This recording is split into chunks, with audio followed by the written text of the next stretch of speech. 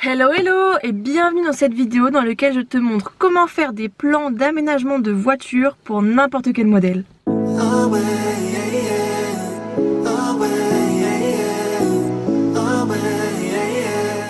J'avais commencé à filmer dans un plan un peu stylé, enfin que je trouvais stylé même s'il n'était pas confortable, mais il y avait trop de vent. Ça fait 7 minutes que je filme et je viens de me rendre compte qu'on entend trop le vent. En attendant il s'est passé ça.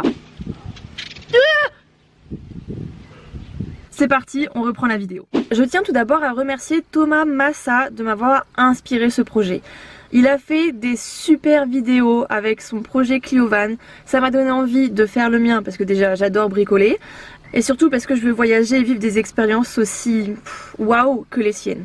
Il faut savoir qu'une bonne partie des plans vont être inspirés de ce qu'il a fait en fait, mais je vais y apporter des petites modifications. À mon sens ce sont des améliorations, mais c'est très subjectif donc ça dépend, c'est juste une version différente.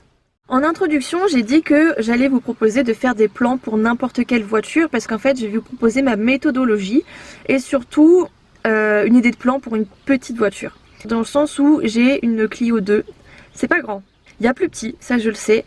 Mais c'est vraiment pas grand et je pense que c'est la taille qui rend le projet peut-être un peu plus complexe. C'est juste qu'il va falloir gérer la taille de la voiture. Et je pense que si on peut gérer dans une Clio, l'adaptation à une plus petite voiture va être assez similaire. Ça va juste être un peu plus petit. Je pense notamment à des Twingo, je sais que certains l'ont fait et ont réussi.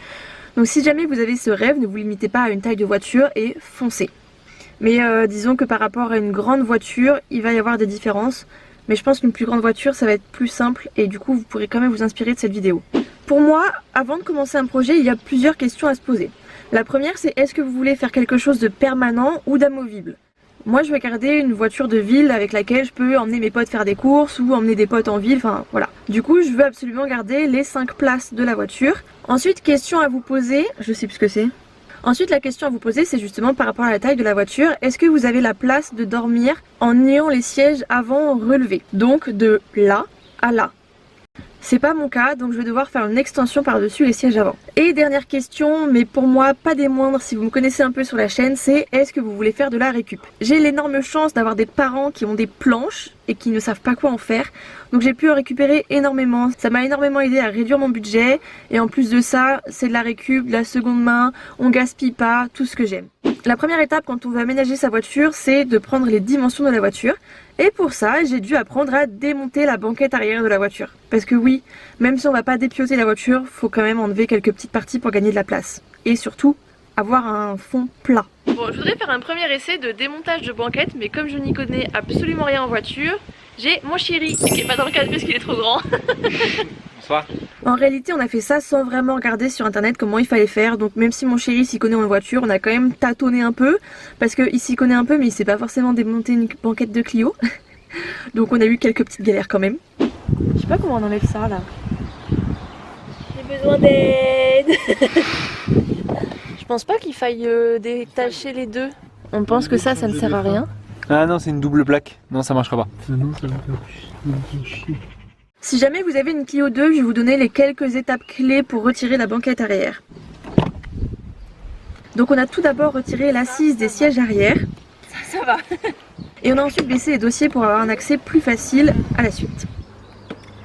On a dû dévisser avec un Torx de 40, donc oui, moi non plus avant de démonter la banquette arrière je ne savais pas ce que c'était. Et on a dû enlever les deux vis qui maintiennent la barre qui est entre le coffre et la banquette arrière. Voilà. Donc nous avons ensuite les Torx. Les Torx qui nous permettront d'enlever la banquette. On a retiré tout ça et ensuite les sièges de la banquette arrière sont en deux parties sur ce modèle de voiture.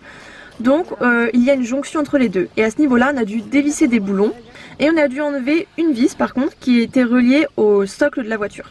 On les a retirés avec des douilles de 13 et de 17. Il nous restait une vis mais en yoyotant un petit peu les banquettes l'une après l'autre on a pu les retirer sans enlever cette seconde vis. Ah bah voilà. Et bah oui.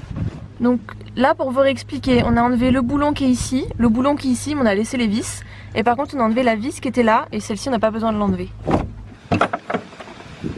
Donc là on a enlevé toute la banquette, il faudra enlever ça quand on voudra l'enlever, mais bon il y a juste un boulon à défaire, c'est pas trop sorcier et ça va pas nous déranger surtout pour prendre les mesures. Entre temps bien évidemment on a fait quelques bêtises. Ça finit les conneries?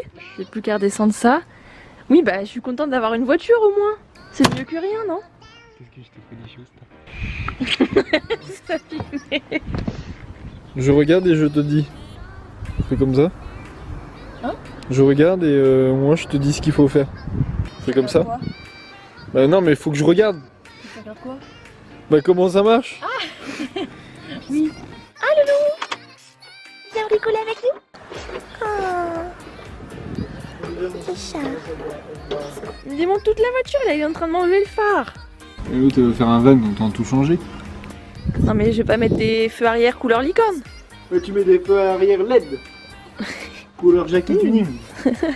Il n'y a même pas d'enceinte à l'arrière. Non mais on va faire un trou chérie. Là il va falloir il va falloir changer la sono. Lorsque j'ai pris les mesures, j'en ai pris bien plus qu'il n'est nécessaire, mais il vaut mieux en avoir trop que pas assez. Donc j'ai commencé par prendre des mesures avec les sièges en position conduite, donc les sièges relevés, et après je les ai prises en position dodo, donc avec les sièges couchés.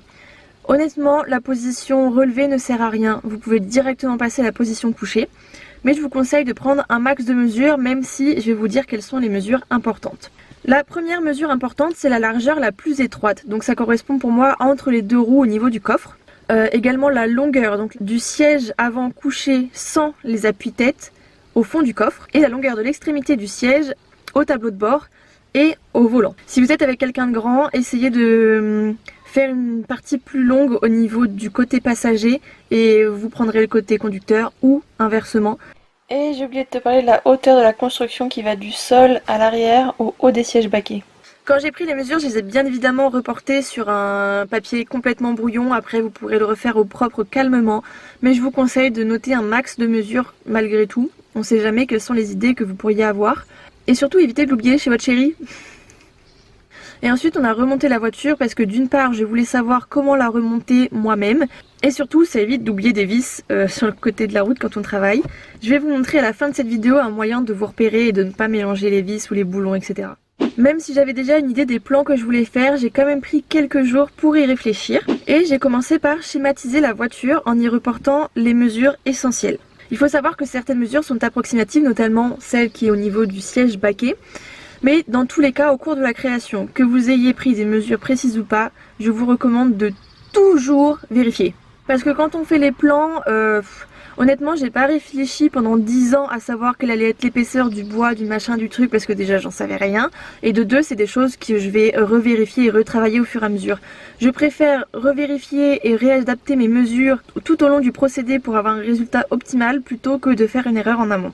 Enfin, j'ai fait un premier plan avec les mesures approximatives de ce projet, surtout pour savoir quel est le matériel dont je vais avoir besoin pour pouvoir aller à la pêche, à la récup, mais aussi acheter des matériaux si vous avez besoin. J'ai ensuite photocopié mes plans pour pouvoir y mettre des annotations lors de ma recherche de matériel, mais aussi pour éviter de les perdre. Et vous verrez que ça m'a été très utile. Dans tous les cas, j'ai marqué les mesures au crayon de papier pour pouvoir les corriger comme je veux. C'est très important si vous voulez pas avoir un plan dégueulasse et illisible à la fin. Et ensuite, j'ai raquetté mes parents pour avoir un maximum de planches de récup. Pourquoi j'ai récupéré les planches avant le plan final? Et pour moi, c'est très important. C'est parce que je veux que mon plan soit un petit peu adapté pour récupérer un maximum de planches et faire des économies financières d'une part, même si ce projet c'est un investissement et que ça va vous faire de nombreuses économies de camping ou d'hôtel ou de je ne sais quoi. Si on peut faire quelque chose de moins cher parce qu'on en a les moyens, bah autant le faire. Genre pourquoi perdre son argent pour rien? Et en plus, on fait un petit pas pour l'écologie parce qu'on évite de tuer et de couper des arbres pour rien parce qu'on a déjà des planches.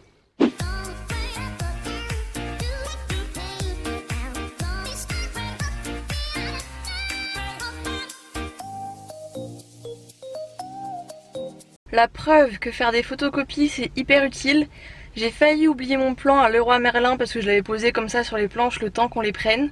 Vous allez voir à travers ma petite excursion chez Leroy Merlin que j'ai changé mon projet en cours de route. Il me fallait une grande planche qui était vraiment pour moi indispensable. Et finalement j'ai changé d'avis.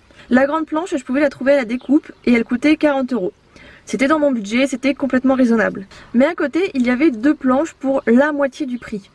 Et je me suis dit, bon, même si 40 € c'est dans mon budget, honnêtement, je peux faire quelque chose pour moins cher, autant en profiter. Je vais vous expliquer un peu mon plan sans entrer dans les détails parce que je vais vous montrer toute la construction dans la prochaine vidéo. Donc si vous n'êtes pas encore abonné, ça me ferait extrêmement plaisir que vous vous abonniez. Mais je vais quand même vous expliquer globalement quelle est l'idée derrière ce projet. Alors, je vais d'abord faire un caisson à l'arrière. Donc pour ça, je vais mettre une planche au sol et je vais construire des parois. Par-dessus ce caisson, donc pour l'instant qui est ouvert, je vais y mettre une planche qui n'ira pas jusqu'à l'extrémité pour pouvoir y caler la planche suivante. Donc ça, je vous le montrerai parce que c'est quasiment inexplicable à l'oral. Sur ce caisson, je vais y fixer une rallonge. Donc la rallonge doit être suffisamment fixe de gauche à droite, mais aussi d'avant en arrière pour pas que tout se casse la figure. Donc une rallonge qui va venir par-dessus les sièges avant et sur lesquels on va pouvoir mettre notre corps. Et c'est ce qui va nous permettre d'avoir un grand lit. Cette rallonge, elle doit quand même avoir un support à l'avant, donc pour ça je vais y mettre une planche de bois que je vais caler. Je ne vais pas la fixer, c'est un choix, mais vous pourriez faire un système avec des charnières ou des fermetures un peu plus sophistiquées. Dernier conseil qui me semble extrêmement important, et c'est pas valable uniquement pour aménager une voiture, mais dans vos projets de construction de manière générale, discutez-en avec les gens autour de vous. En leur montrant votre projet, bon, peut-être que pour aménager une Clio en van, ils vont vous prendre pour un barge, mais ils vont pouvoir vous aider et vous apporter leurs idées et surtout un avis extérieur avec du recul. Parfois on est à fond dans notre projet, on y croit dur comme fer, on pense que tout est réalisable et on n'a pas toujours les connaissances suffisantes ou on pense pas forcément à la chose qui pourrait faire que notre projet sera encore mieux ou plus facile à réaliser. Par exemple, je suis assez novice en bricolage, donc je ne connais pas tous les outils, je ne connais pas tout le matériel qui peut être utile à réaliser ce projet. Si vous voulez, même si l'idée finale venait de moi, on m'a donné une idée, qui m'a donné une idée, qui m'a donné une idée. Même que l'idée vienne de quelqu'un d'autre, c'est absolument pas grave, on ne peut pas avoir toutes les idées du monde, on peut aussi s'inspirer de ce qu'on voit ailleurs. Mais toujours utile qu'en parler autour de vous, ça va vous aider à avoir un projet qui sera béton. Et surtout à éviter des erreurs. J'espère que cette première petite vidéo d'aménagement de voiture vous aura plu. C'est pas la partie la plus fun, mais je vous rassure, d'ici 15 jours, si tout va bien, vous aurez la meilleure partie. J'ai trop hâte, je suis hyper excitée à l'idée de faire ce projet. Et d'ici les prochaines vidéos, je vous fais de gros bisous. Et la visseuse tourne, mais pas la vis. Sachant qu'il a fait fondre ses crocs en les mettant trop près de la cheminée.